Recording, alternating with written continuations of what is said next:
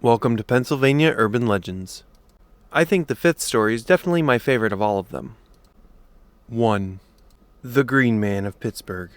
This is one legend that turned out to be true. Residents of South Park area near Pittsburgh during the 1950s often spoke of a strange figure walking along Route 351 at night. The figure of a man without a face, who allegedly emitted a green glow. Locals were frightened by him and his shocking appearance.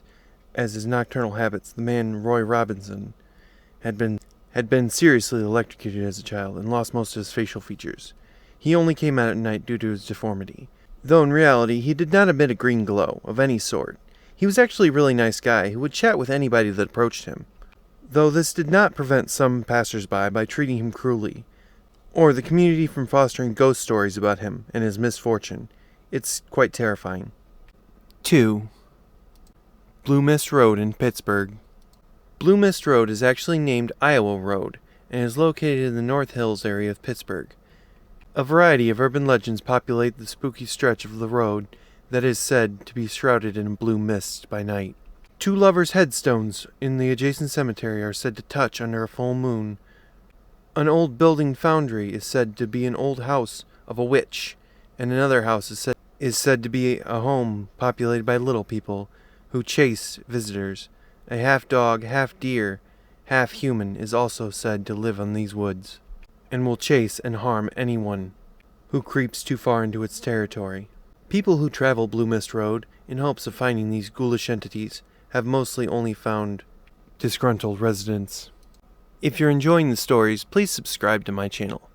3. The Bus to Nowhere, Philadelphia. The Bus to Nowhere might sound like a song you would listen to during puberty, but it really is mass transportation for Philadelphia's lost and hopeless.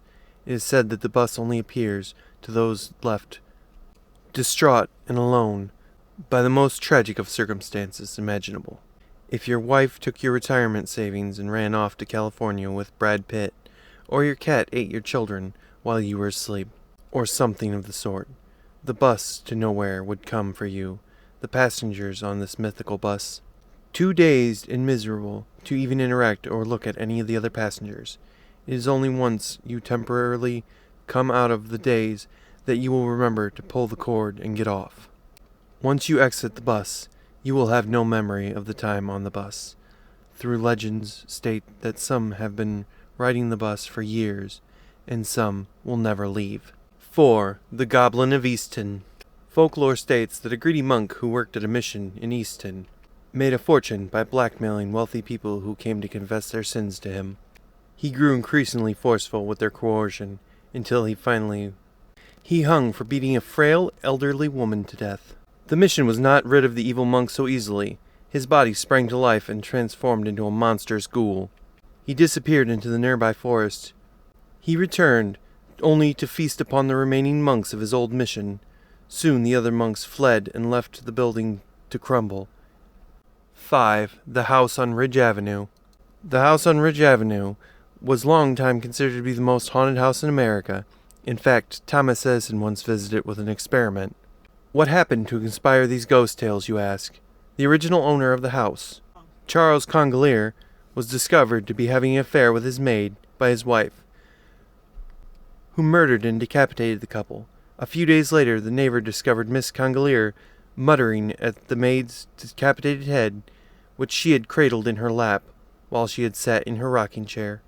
As if that incident wasn't enough, the next owner of the house was a reclusive doctor who was discovered to have a collection of women's heads in his basement, and he was using them for experimentation. After the crazy doctor, the house was converted into housing for immigrant workers, who moved once they began mysteriously dying one by one. Eventually the house exploded, leaving only a crater in its path. Locals insist that it had been transported back to hell where it came from. To the disappointment of paranormal enthusiasts, however, most of the ghostly tales surrounding the house have been debunked by historical events, easily one of the most terrifying urban legends of Pennsylvania.